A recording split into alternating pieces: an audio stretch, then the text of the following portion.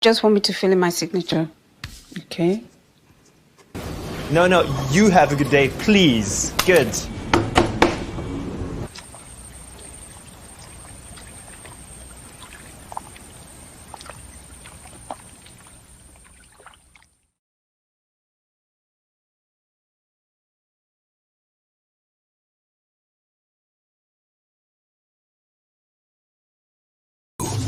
Time to say a very good morning to Peter Hitchens, who I'm hoping will be a calming influence on me today. Peter, very good morning to you. Morning. I'm not normally an angry person, but I feel quite angry today, Peter. What can I do? Well, I can't be bothered to be angry. I know. we discussed this months ago. Yeah. I said, do you know what? They'll find a new variant, and then they'll postpone it. And I was absolutely right, and they have, and Yeah. They can actually do this indefinitely. But if you think about this, they're behaving as if the thing which they themselves have trumpeted incessantly for months, the vaccination of millions of people, starting quite rightly with the most vulnerable, they're behaving as if it hadn't happened. It's as if some lottery winner wins billions of pounds and buys himself a Maserati, and then decides to go round and round and round in an old banger and refuses to drive the Maserati. What is wrong with them? Either this was worth doing, either it had some point and the whole thing was the achievement they've said it is, or it wasn't. If it was the achievement they said it was, then what the fundamental reason for all the restrictions which has been advanced, I mean, I don't myself accept it, but let's get inside the logic of these people now and assume for the purpose of argument they might be right. The fundamental purpose from the start was supposedly to save the National Health Service from being overwhelmed. But once you have successfully vaccinated with an effective vaccine, almost all the people who are most likely to be vulnerable and who would indeed overwhelm the NHS if they all fell ill, then those circumstances no longer apply. So why is it that the existence of a new variant, which spreads slightly more quickly than the old variant, is the reason for postponing something which was set back in February, at a time when the Prime Minister so-called said that you can't just go on shutting down forever and ever and ever. There is no possibility, I think he said in his February 22nd speech, of zero COVID. Why is he acting as if he's trying to obtain zero COVID before he can open up the country? All this stuff about Mr. Johnson being some sort of libertarian anxious to free us from our shackles doesn't seem to me to add up. There's no sign in all the briefings and leaks we've heard of anybody in this government saying, come on, the time has come to, if not now, when? Yeah. The time has come to let's say goodbye to all this rubbish and let the country go again. You get occasional hints, even on the BBC this morning. There was a couple of business owners, they said basically if it hadn't been for furlough, they'd have gone bankrupt. And even with, as you were just saying, the levels of opening that we have, most of these businesses are not making enough money to sustain themselves or to employ people. They can just about keep the lights on. It's like a ship that's got enough power in the engines to keep the lights on in the lounge, but not to actually make the ship move forward. Until you actually open up properly, the economy doesn't start again. And during all that time, the funny money continues to be manufactured, and that funny money is going to come back in the form. Everybody is now recognizing this. I was the first to say it, and I was derided by the fashionable economists. It's going to come back in the form of inflation, which is going to be very, very serious for an awful lot of people, for the economy as a whole, and for the value of the pound sterling abroad. And we're going to pay for it for years and years and years in lower living standards and higher taxes and poorer services. And still we have this ridiculous, unacknowledged disaster of the health service actually being overwhelmed by backlogs. That people not getting the cancer screening they should be having, not getting the treatments they should be having, waiting months for appointments, which before all this began, they would have waited weeks or even days for. It's just not being examined. And the furlough money continues to pour out. We can't just go on doing this as if it was a trouble-free, risk-free, danger-free, damage-free option. Every week we continue doing this, we do more fundamental damage. Just every hour that a heart attack goes untreated or a stroke goes untreated, it does deeper damage to the heart and the brain. Yes. Well, this is the thing. And they talk about cautious approach. And they talk about, safety first, but there's nothing cautious about throwing everything else out the window while maintaining your hold on the one table that you seem to think is of some use to you.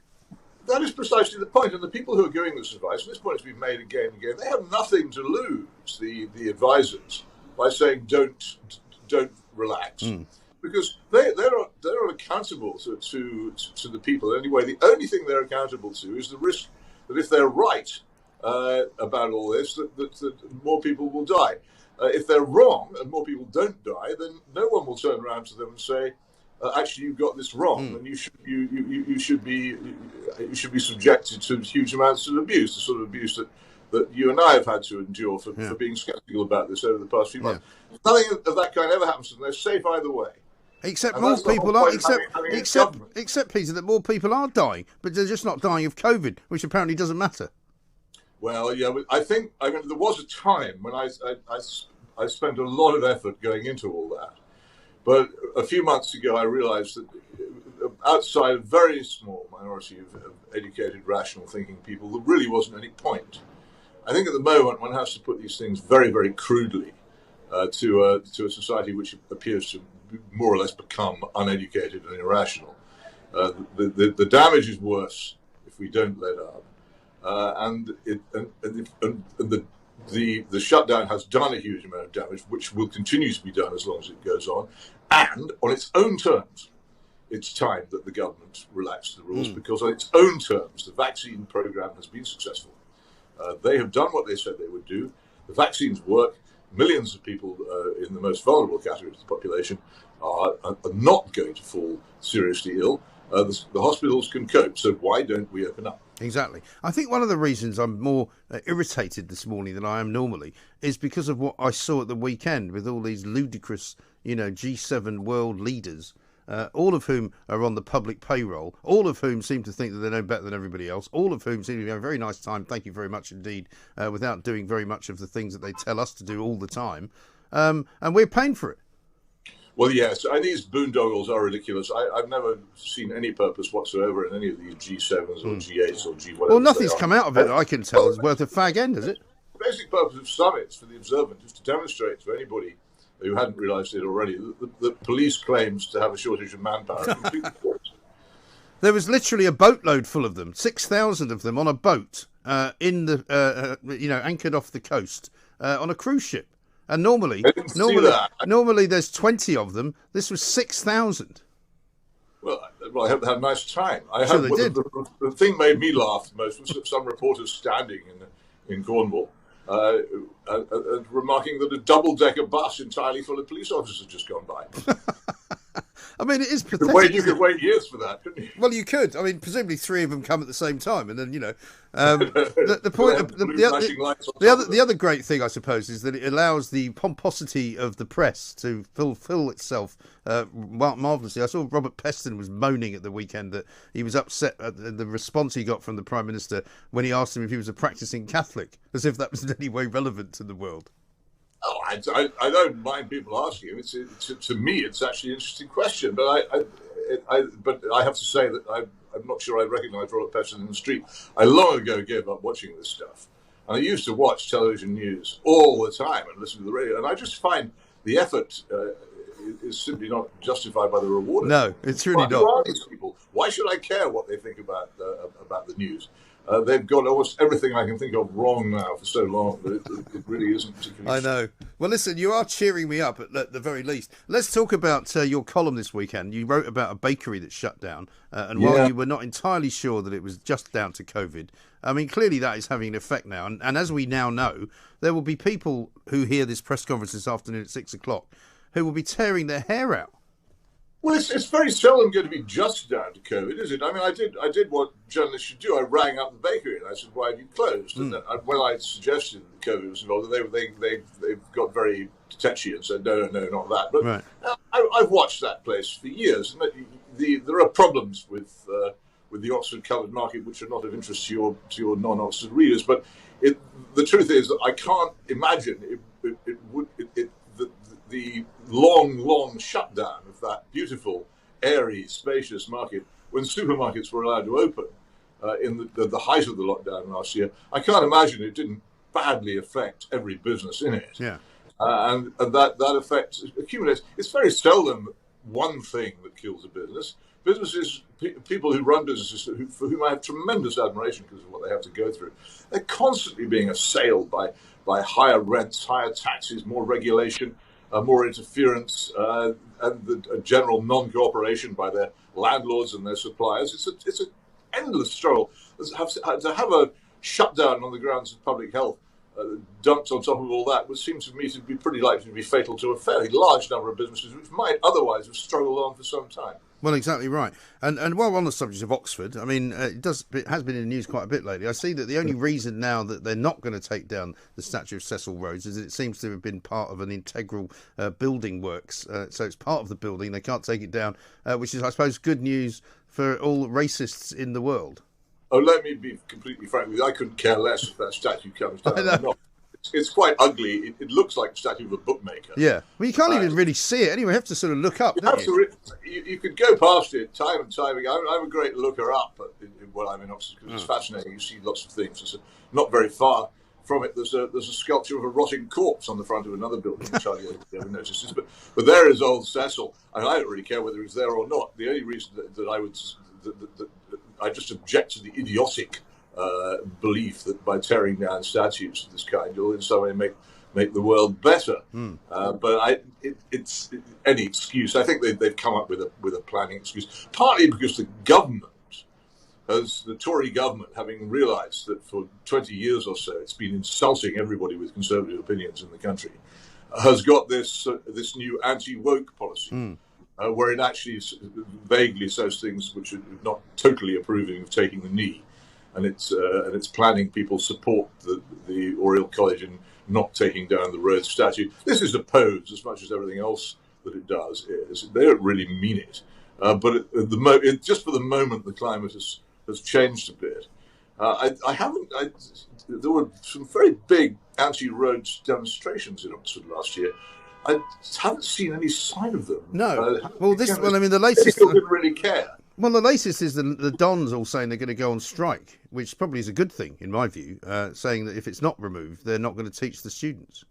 I just think that is so petty, and I'm not sure that a university could really accept, if it was a serious university, could really accept any of its teachers refusing to teach the students there on the grounds of a political prejudice against the college they attend.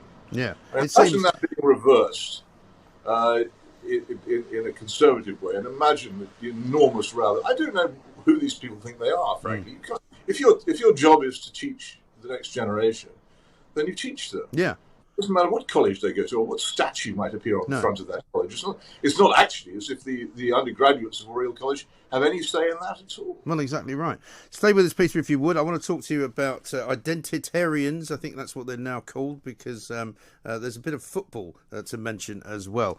Peter Hitchens, Mail on Sunday columnist, talking to us right now. We'll be back with more from Peter after this on TalkRadio.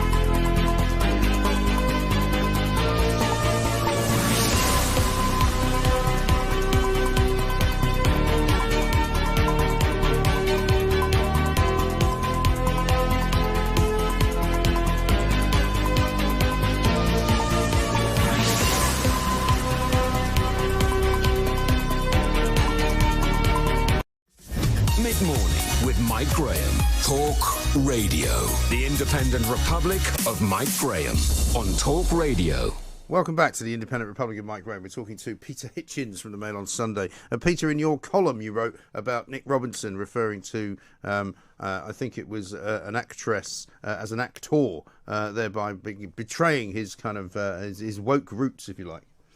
Well, I think most normal people do still use the term actress. I have no doubt that in time it will be driven out of public life, but for the moment, that's when, if you're asked what Kate Winslet is, you'll say she's an actress. But The Guardian for some time and various other left-wing outfits have been promoting the terminology actor for actors and actresses alike. And I just noticed that Nick Robinson on a Radio 4 item the other day both called her an actor and also referred to her as Winslet with no miss or ms or anything. Now, I was trained in journalism that you only use someone's surname without an honorific if they were a convicted criminal. Yes. It was quite rude to use Winslet. But again, the Guardian pioneers this, and the left-wing publications in general. I just get tired of people telling me all the time, oh, well, the BBC is really right-wing. Look at Nick Robinson. He was a young conservative once, a phrase which always sounds to me like thin pig or quiet rock concert. Right. Well, so was Boris Johnson. Whether he was or not, I don't know. But he seems to. I just thought it was worth pointing out that he'd adopted the terminology of the Guardian, which is what everybody at the BBC reads and where they all get their ideas. Well, I thought you might enjoy this addendum to that, which is that over the course of the weekend when the football was on, which you may or may not have watched any of, notwithstanding the taking of the knee scenario, they've now changed the phrase "man of the match" to "star of the match" because obviously they don't want to be too gender specific about men playing football. Well, no, we can't have that, can we? Because obviously, all these guys. I mean, I don't watch it, but I'm so vaguely aware of the fact that whenever it happens, it seems to be entirely composed of men. Yeah. But the other one was ITV. ITV's coverage yesterday. They had the woman whose name I don't know, I'm afraid, but who is the women's Chelsea football team manager, and they captioned her as Chelsea manager. So I was sitting in a room with some people, and one of them said, "Is she the Chelsea manager?" I said, "No, she's not the Chelsea manager. She's the Chelsea women's team manager." But they can't say that because obviously that would be in some way unfair. Because the two things are the same. Yeah, it happens all the time. I mean, I was in church yesterday, and the word in the very ancient prayer in the 1662 prayer book, the word "man" was changed to "person" by a minister of religion. And you get this thing on the railway that if something's gone wrong with the signals, it's they no longer refer to the signalman, which of course is the phrase which we all grew up with, and I've no doubt appears in Thomas the Tank Engine and all the other places. It's the signaller. But when I hear the word signaller, I tend to think of soldiers, wild signalling with semaphore flags or flashing or all this lamps. And it confuses me completely when they refer to I don't even know if there are any female signallers on British railways, but they have to call them signallers just in case there are. Right. We're supposed to, I think, by all these terms, we're supposed to be stupid. The whole basis is if you can't cope with the idea that man might be used for the whole of mankind, including women. Yeah, like chairman. It's not so much the fiddling with the language that annoys me, it's the assumption that I'm so stupid that when I use mankind, I'm actually making an anti-woman or sexist. Yeah. I know. Well, I found a new sign yesterday, which will please you, I think. I was picking up my children from a railway station, and on said railway, it's one of those old-fashioned railway stations in Sussex, where they've got, it's an outdoor thing, and there's got a couple of benches and stuff. And one of the benches has 3 seats, and on the furthest left of the seats, there's a sign that says, "Out of use, please keep your distance." Now, it doesn't make sense to me, because what I didn't realise, when I read the sign, I didn't know if the whole bench was out of use or just the third seat. And if the third seat is the one that's out of use, that means surely the 2 people sitting to the right of it are too close together. Shouldn't the middle one be out of use? You'd think so. But again, you're doing this very foolish thing of applying reason and common sense to the circumstance where, in fact, what we are still engaging in is a complete national panic. I said again, the Hitchens quotient. How many people are roaming the streets in the open air wearing face coverings? continues to rise. And Yeah. there are huge numbers of them. I think even when everyone's forgotten what COVID is, they'll still be doing it. Yeah. Because they like it. And it makes them feel safe. And here we have it. Again, the terror has been spread. People are afraid. They're enjoying being afraid. And they enjoy what they're going to carry on doing. Well, my children... You and I may think that the continued shutdown for however long it is, will be announced tonight, is ludicrous and futile. But there are millions of people who are perfectly happy to accept, well, if it saves one life, and they'll continue to do it because, apart from anything else, people simply have not begun to understand. And the level of particular economic education in this country is so low it makes me look clever. They simply have not begun to understand the profound cost of this. No. Way in which that cost will be taken out on them. But also the effect, and I'll leave you with this one, which my kids told me when they came off the train, that they'd seen a terrible thing at the previous station where an old lady who was clearly in her 80s, if not even older, got up to get out of the train at the previous station with a Zimmer frame. She asked a couple who was sitting next to the door if they would help her to get out of the train. The man said, apparently, fully masked up, when was the last time that was sanitised? Meaning the Zimmer frame. Oh, no. And so they, very kindly, and I'm glad I brought them up properly, he refused to help her. So they helped her to get out of the train. But, that's what we're dealing with. Oh, how awful. Isn't it? That's so sad. Isn't it, just? They just demonstrate. I'm sure, oddly enough, that the people who do this are in normal circumstances perfectly kind.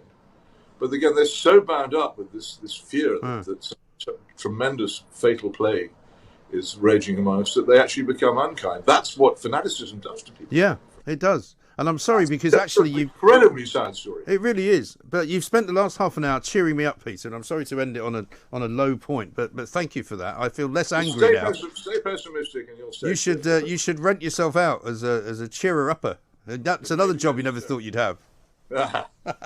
Nice to talk to you. See you next week. Peter Hitchens, Mail on Sunday.